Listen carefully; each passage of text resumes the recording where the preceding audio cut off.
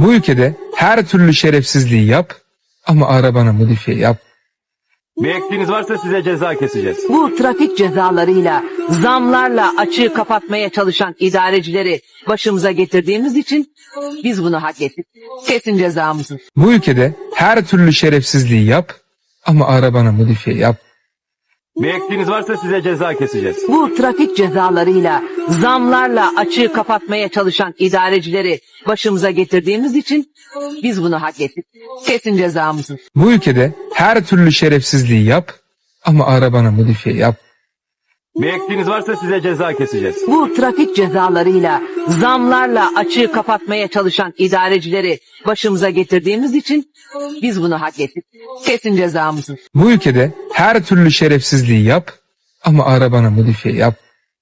Bir eksiğiniz varsa size ceza keseceğiz. Bu trafik cezalarıyla, zamlarla açığı